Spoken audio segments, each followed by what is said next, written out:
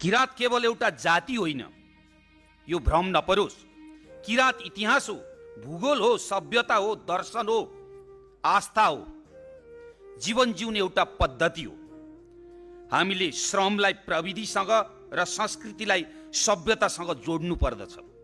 आजको आवश्यकता यो हो। संस्कृतिको सन्दर्भमा हेर्ने हो भने, यो किरात दर्शनलाई हेर्ने हो भने संस्कृत साहित्यदेखि वेदमा, रामायणमा, महाभारतमा किरातहरूको उल्लेख गरेको छ। बौद्ध साहित्यमा भनौँ, जैन साहित्यमा भनौँ, इसाई या इस्लाम धर्ममा यसको विश्लेषण भएको देखिन्छ।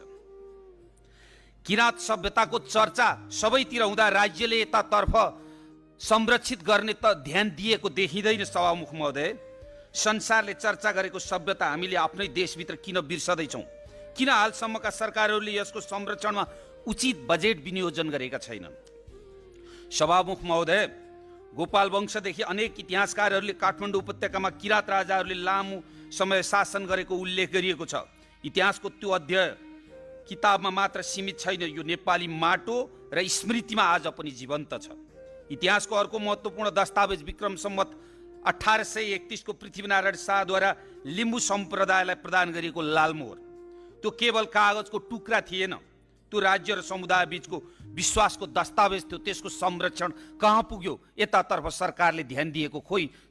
केही व्यक्तिहरूले किरात संरक्षणको संस्कृतिको जगमा समाजलाई ध्रुवीकरण गरिरहेका छन्। किरात संस्कृति कसैको निजी पेवा होइन, सबै व्यक्तिहरूको र सबै समुदायको यो संस्कृति हो।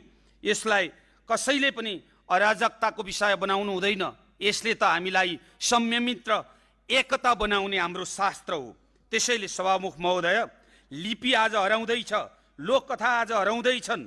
त्यसैले म भन्छु, जब भाषा हराउँछ शब्द मात्र हराउँदैन, इतिहास हराउँछ, संस्कृति हराउँछ।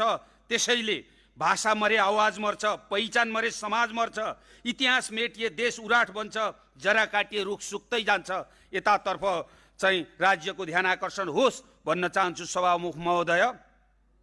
त्यसैले किरात सभ्यतासँग सम्बन्धित ऐतिहासिक दस्तावेजहरूको खोज, अध्ययन र अभिलेखीकरण गरियोस्। मुन्दुमलाई राष्ट्रिय स्तरको अनुसन्धान र अध्ययनको विषय बनाइयोस्। मुन्दुम विज्ञान अध्ययन केन्द्रको स्थापना गरियोस्। लोपोन्मुख किरात भाषा, लिपि, संस्कृति, मौलिक इतिहासलाई लिपिबद्ध गरी संरक्षणका लागि विशेष कार्यक्रम ल्याइयोस्।